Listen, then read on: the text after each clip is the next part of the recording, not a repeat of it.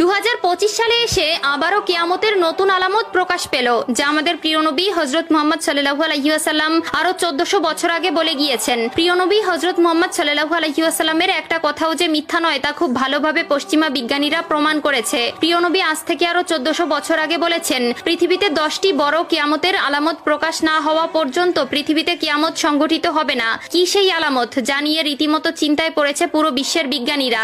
আপনি যদি একজন মুসলিম হয়ে থাকেন তবে ভুলেও ভিডিওটি এড়িয়ে যাবেন না, কারণ আমরা আজকে আপনাদের জানাতে চলেছি প্রকাশিত হওয়া সেই কিয়ামতের আলামত সম্পর্কে। আর আপনি যদি আমাদের প্রিয় নবী হযরত মুহাম্মদ সাল্লাল্লাহু আলাইহি ওয়াসাল্লামকে ভালোবেসে থাকেন তবে অবশ্যই কমেন্ট বক্সে আলহামদুলিল্লাহ কমেন্ট করবেন আর ভিডিওটি শেয়ার করে দিতে ভুলবেন না, কারণ আপনার একটি শেয়ারে আরো অনেক মুসলিম ভাই ও বোনেরা কিয়ামতের এই আলামত সম্পর্কে জানার সুযোগ পাবে। তো চলুন বেশি কথা না বলে শুরু করা যাক আজকের এই ভিডিও। হাদিসে বর্ণিত আছে, কিয়ামত সংঘটিত হওয়ার পূর্বে পুরো পৃথিবী থেকে পবিত্র আল কোরআন উঠিয়ে নেওয়া হবে। প্রিয় দর্শক, কিয়ামতের নিকটবর্তীতার প্রমাণস্বরূপ কিছু আলামত প্রকাশ পাবে। এর মধ্যে কিছু হবে বড় আলামত, আবার কিছু হবে ছোট ছোট আলামত। ইতিমধ্যে পুরো বিশ্বে অসংখ্য কিয়ামতের ছোট আলামত প্রকাশিত হয়েছে।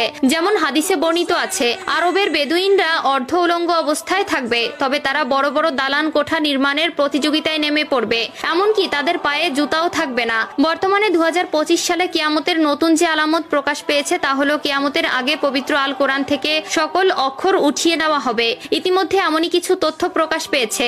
আজ থেকে প্রায় 1400 বছর আগে মহান আল্লাহ তাআলা হযরত মুহাম্মদ সাল্লাল্লাহু আলাইহি ওয়াসাল্লামের উপর কোরআন নাজিল করেন এবং আল্লাহ তাআলা ঘোষণা দেন কিয়ামতের আগ পর্যন্ত তিনি নিজেই তা সংরক্ষণ করবেন। আল্লাহ তাআলা পবিত্র আল কোরআনের মধ্যে বলেছেন, নিশ্চয়ই আমি কোরআন অবতীর্ণ করেছি এবং আমি এর সংরক্ষক। সূরা আল হিজর আয়াত নম্বর 9। কিন্তু এমন এক সময় আসবে যখন মানুষ কোরআন ভুলে যাবে। পৃথিবীতে এমন কেউ থাকবে না যে কোরআন স্মরণ করবে। তখন আল্লাহ তাআলা এই পৃথিবী থেকে কোরআন তুলে নিবেন। এরপর ইসরাফিল আলাইহিস সালাম সিংগায় ফুঁক দিবেন এবং এই মহাবিশ্ব ধ্বংস হয়ে যাবে। রাসূলুল্লাহ সাল্লাল্লাহু আলাইহি ওয়াসাল্লাম বলেছেন, রাতের অন্ধকারে কোরআন মানুষের বুক থেকে উঠিয়ে নেওয়া হবে, এমনকি মুসহাফের একটি আয়াতও পৃথিবীতে অবশিষ্ট থাকবে না। ইবনে মাজাহ হাদিস নম্বর 4050। কিয়ামতের আগে পৃথিবীতে কোনো মুমিন ব্যক্তি থাকবে না। কিয়ামত আসবে পৃথিবীর সবচেয়ে নিকৃষ্ট মানুষদের উপর।